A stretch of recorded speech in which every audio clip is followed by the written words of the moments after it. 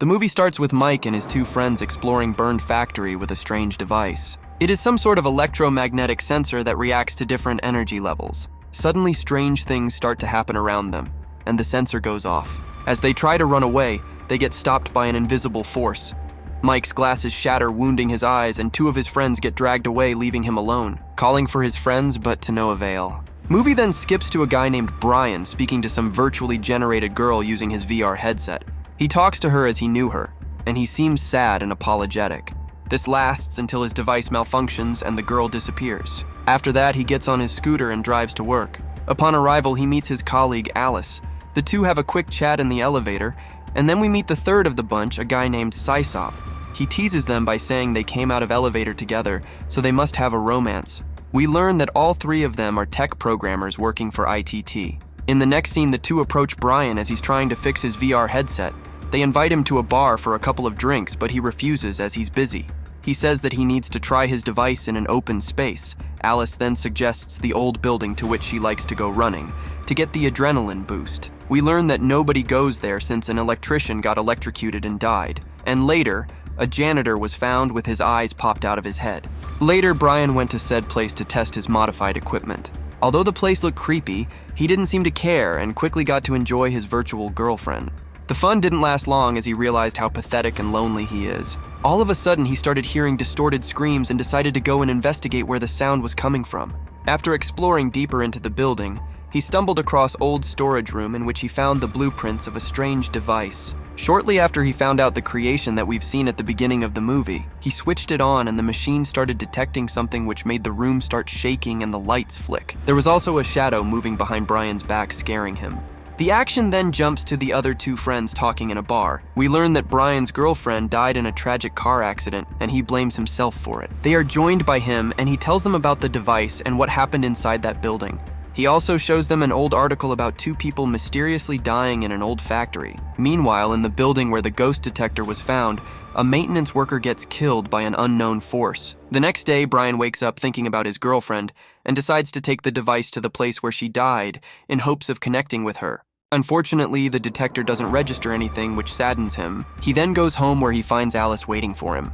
The two then have a conversation during which Alice says that spirits show because they have unfinished business, meaning Brian's girlfriend must have been happy with him, hence why her ghost didn't appear. Then they go to Alice's apartment where she wants to show how she knows so much about ghosts. Upon arriving, they find a book standing in the middle of the room. Alice puts it back and says they have to wait. Later that night, while they roll some joints, they hear a noise downstairs. Upon investigating, they find the same book standing in the middle of the room again. In the next scene, Alice explains to her friends that she rents this place from a woman named Kira, and the bookshelf belonged to her mother. The group then decides to investigate this phenom using the device. They set up cameras and an investigation room in hopes of figuring what's exactly going on. Alice proceeds to put the book back like usual to get Ghost's reaction. They lose connection with the girl, and Brian runs down to check on her and sees the books levitating. The ghost seems to get triggered and starts behaving aggressively, throwing Brian against the shelf. The movie skips to Alice bringing injured Brian home and taking care of him. The next day, Brian wants to try again, even though he promised Alice they would stop if someone got hurt. He then gets a call from Sysop, who's at the old building, where police found the body of a maintenance worker from before. The group then discuss that the machine somehow upsets the ghosts, and to find out why, they decide to visit Mike, the creator of the device. Although at first the old man didn't want to speak to them, he changed his mind after hearing that the trio had found his machine. Mike then tells them that it was a failed experiment from a long time ago, and the device irritates ghosts through magnetic fields, which is dangerous. Upon learning that, Alice wants them to stop, but Sysop gets an idea to soften the waves by developing a phone app. He wants to connect the phone through the app to the old ghost detector so it can transmit data. They decide to try out their new idea in the Alice house and the book ghost that shows up there. They also invite the landlord Kira, as she is connected to the spirit. Brian gets equipped with the glasses through which he supposedly will be able to see ghosts. He then proceeds downstairs with the book in order to bring out the tormented soul. Meanwhile, Kira says that she and her mother didn't end up on the good terms. After Brian puts a book back on the shelf, they notice a change in a temperature. Shortly after, the spirit appears, shocking everyone. Kira realizes it's in fact her mother and runs to her. The ghost then gives her the book and vanishes after obtaining peace, which makes Brian emotional and happy for her. In the next scene, we see friends celebrating their success in a local bar. As they are in great moods, everyone is dancing and enjoying themselves. Alice and Brian seem to get closer to each other, developing deeper connection. The action then skips to the two kissing and undressing each other in order to get intimate.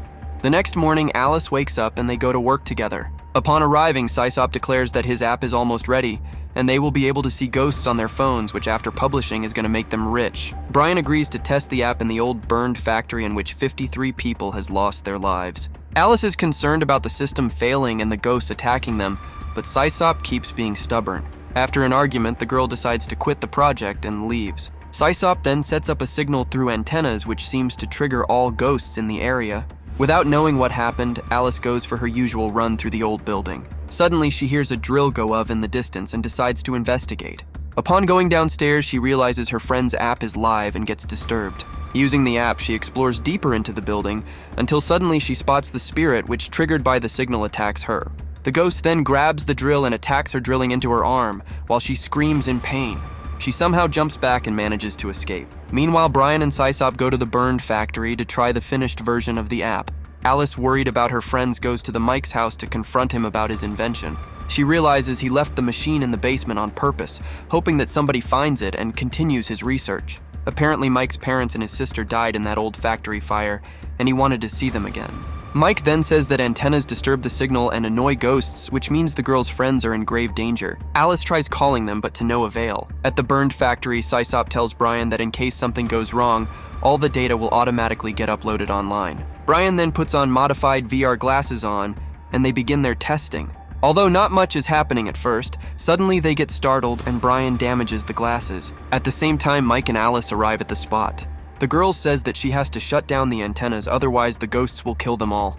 Mike goes inside to find the boys. He then finds ghosts of his two friends that died at the beginning of the movie. He apologizes to them, but they attack him and drag him away. The boys hear his screams and they want to leave as more weird things keep happening and the way out gets blocked. Alice tries to unplug the antenna, but she struggles with her injured arm. She manages to do it, but loses her grip and falls down. The boys can hear loud noise on the ceiling, not realizing what just happened. Brian tells Sysop that they are being surrounded by ghosts. They take his scanner and, scared, he decides to run away in panic. Brian hears the ghosts saying that they will kill them. As Sysop is trying to force the gate open, the ghosts electrify it with the cables, burning the boy alive. Scared by the threat, Brian decides to run as well as he sees more ghosts showing up. He stops and notices Mike's glasses on the ground. He continues to run and stumbles across Alice without realizing she's a ghost. After taking his glasses off, he slowly understands what happened. He then puts them back on and starts crying upon seeing his dead lover. Brian falls into despair and decides to stop running as he wants to die. The ghosts kill him quickly after. In the next scene, Sysop with his last breath managed to upload the data and the app to the internet. None of the friends survived as we see their dead bodies all across the place. In the post-credit scene, a woman gets an email with the app and decides to try it out once she hears some noise in her house. As she goes to investigate, she gets attacked by the ghost and the movie ends there. If you enjoyed, please like and subscribe. See ya!